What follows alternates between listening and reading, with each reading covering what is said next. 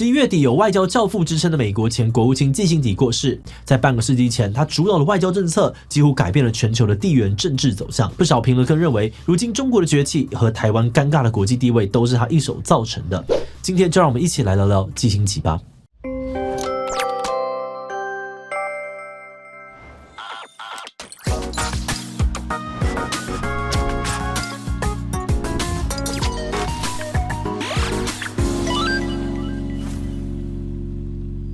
Hello， 大家好，我是志奇。从60年代开始，基辛格一直是美国政坛的重量级人物。从甘乃迪到拜登，美国史上有12任总统都曾经受他辅佐。而他最为人所知的是70年代在尼克森麾下担任国务卿期间，重塑美国的外交政策，进而扭转国际政治局势，包含台湾的地位也因此有了天翻地覆的改变。这是在他的推波助澜之下，美国跟中共的关系得以破冰，进而使得中华民国丢了联合国的席次和跟美国的邦交。很多历史评论甚至认为如今台湾的地位会悬而未决，全是拜他所赐。那么基辛格到底是采取了怎样的政策？为什么他要这么做？他对台湾的影响又到底有多大呢？不过在开始今天讨论之前，先让我们进入到工商服务时间。芒果果最新的财商启蒙绘本即将结束优惠，这3本专为3到6岁孩子所设计，故事简单但重要观念很多。从钱的功能、赚钱的辛苦、储蓄的重要，到如何在资源有限情况下面分配金钱，全部都有讲到。是我希望呢，我自己小时候能够看过的绘本。因为像我呢，以前也没有零用钱平时真的不知道怎么用。等到某天爸妈给我提款卡呢，我就失控乱买 Klolo 跟 Fate。那现在体悟就很深花钱跟赚钱都需要学习，因为对用钱没有观念的话，有钱时容易乱花。所以从小小的年纪跟额度开始练习，渐进式的进步很重要。真的很推荐这套绘本，从3到6岁开始帮孩子启蒙财商。想要把握黄金期的家长呢，别错过这次的机会。现在消费满额还送2项赠品，马上点击链接吧。基辛格出生在1战后的德国一个犹太中产阶级的家庭里面。在成长的过程当中，他见证了希特勒一步步透过民主制度掌权，也亲身承受着越来越严重的纳粹迫害。于是在他15岁那年，他们举家逃到了美国。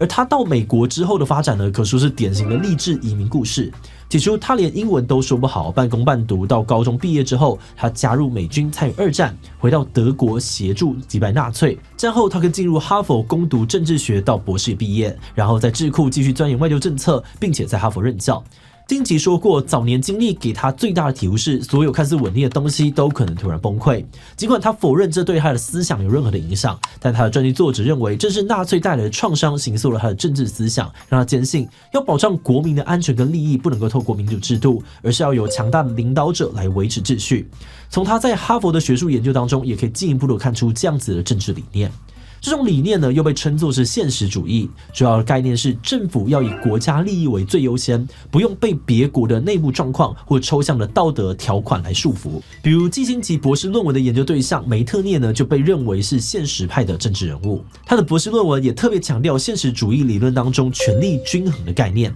认为在国际关系里面，冲突往往是体系失衡所导致的，因此要努力的重建，维持各方势力的平衡，才能够带来和平。而这些理念呢，也在他踏入政坛之后付诸实践。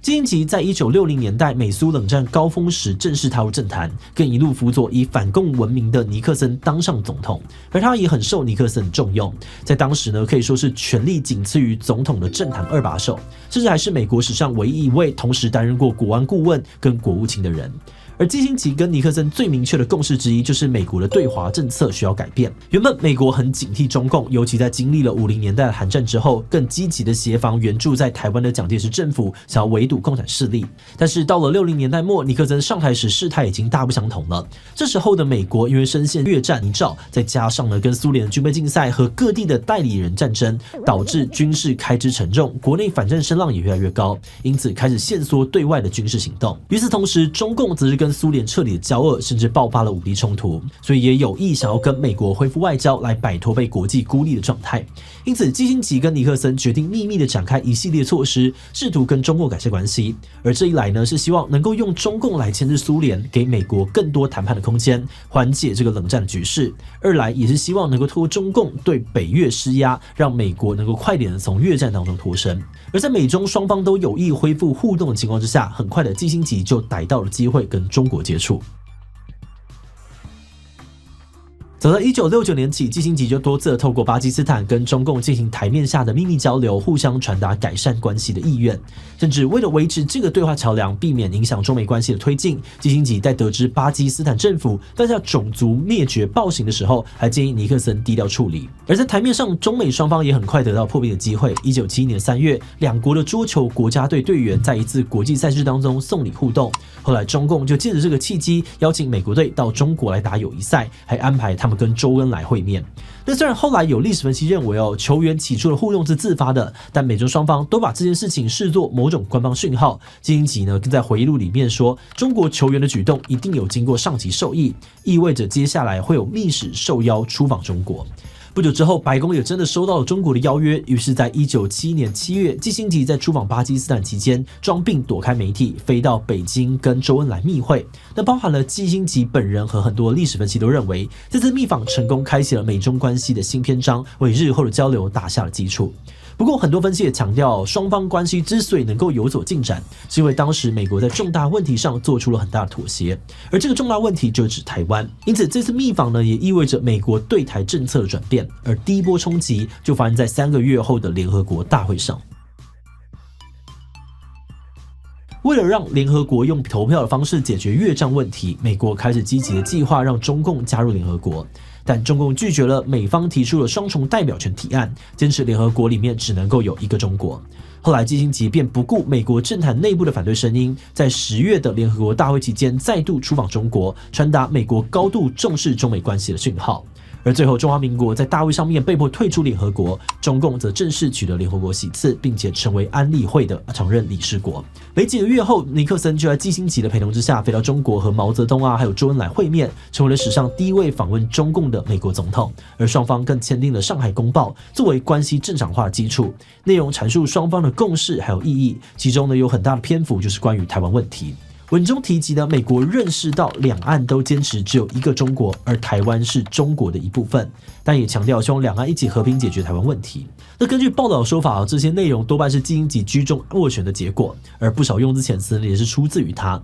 那虽然当时美国安抚蒋介石政府说这个公报呢不是法律条约，他们没有要放弃中华民国，但隔年呢，白宫就在官方文件上面正式称呼中华人民共和国的国号，中华民国呢则改称为台湾。到了这个阶段，美国对华政策已经可以说是正式公开的转向了。而这样的转向呢，一方面成功让苏联做出重大让步，缓解了冷战局势，而另外一方面也对台湾产生了非常深远的影响。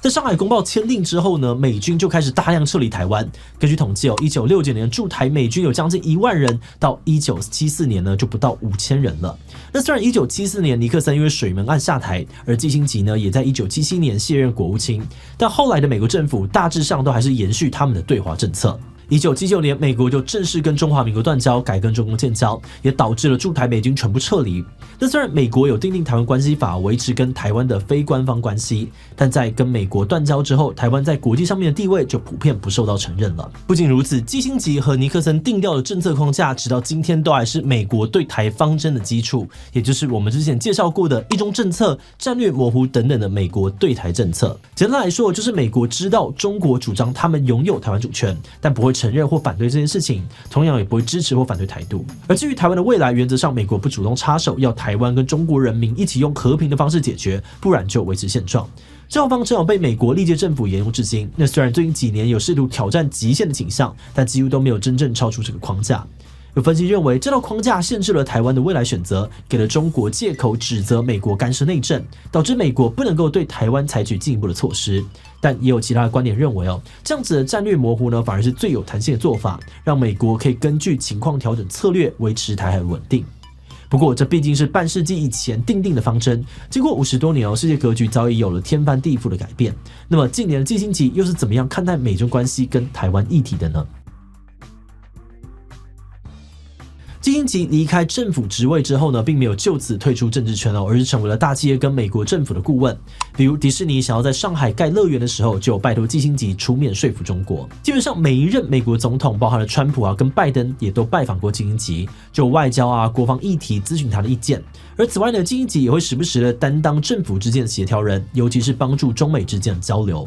今年夏天高龄100岁的他才受邀去北京跟习近平见面，替中国传达修复关系的讯息给拜登。而值得一提的是他也是唯一一个跟历任中国领导人都打过交道的美国人。而花了大半辈子在经营中美关系的他，近年对于当今政治局势的看法多半延续着他过去的想法，同时也对近年不断升温的美中关系感到担忧。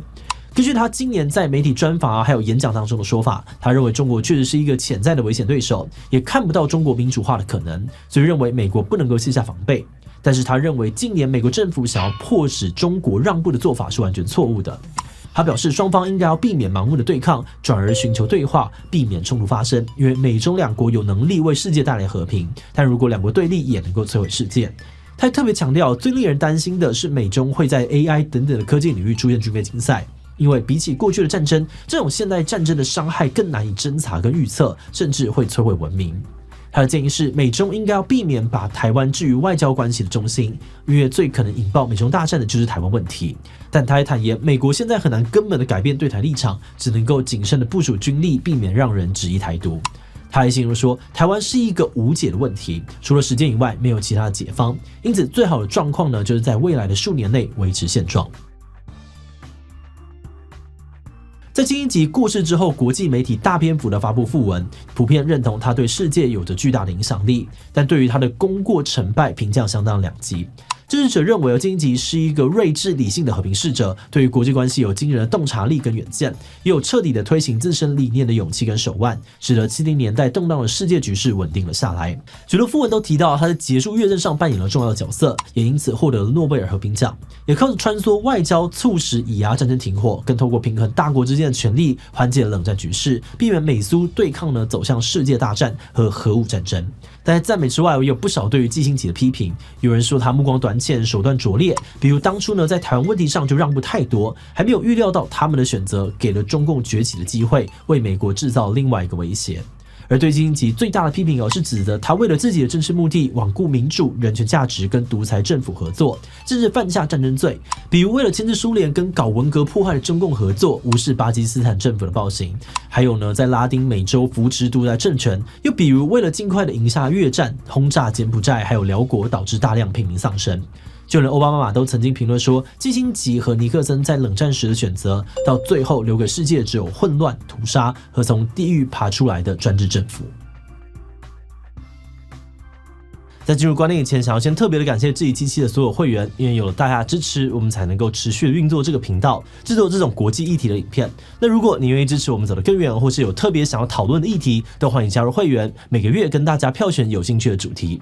那回到正题我们今天这集主要是聚焦在季辛吉对台湾的影响上，不过受他影响的国家还有很多，尤其是拉丁美洲跟东南亚，很多独裁政权崛起多少都跟他有关，所以外人对他的评价也非常两极。而且除了政策之外呢，其实他本人的言论也常常引起争议。比如他说过，政治人物往往要在邪恶之间做选择，就有点类似两害取其轻的概念，似乎意味着他认为很多选择都是必要之恶。甚至在一份几十年后才公开的录音档当中，他和尼克森在讨论要不要帮助被苏联压迫的犹太人移民时，他身为一位受过迫害的犹太人，竟然说那不是美国外交政策的目标，还说就算苏联把犹太人全部关进毒气室，也跟美国无关。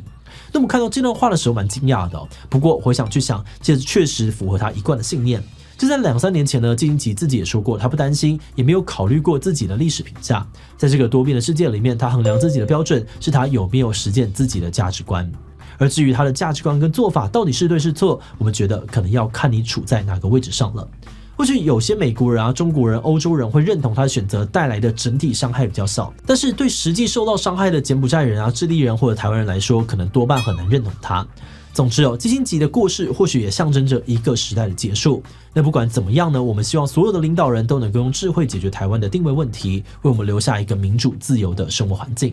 那最后就想来问大家，如果你在当时季辛吉的位置上面，想要缓解冷战危机，你觉得怎么做比较好呢？也跟他一样吧，虽然要伤其无辜，承受历史骂名，但能够保护更多的人，比无论怎么做都不会伤其无辜，否则不管换到怎么样子的和平都是不公的。所以不知道，这也太难了，感觉所有选择背后都有代价，怎么选都不对。提其他留言分享你的想法吧。最后，如果你喜欢今天的影片，欢迎分享出去，让更多人认识季辛吉。此外呢，也可以点击这个地方看美国对台政策以及台湾关系法。那么今天的这一期就到这边告一段落，我们就明晚再见喽。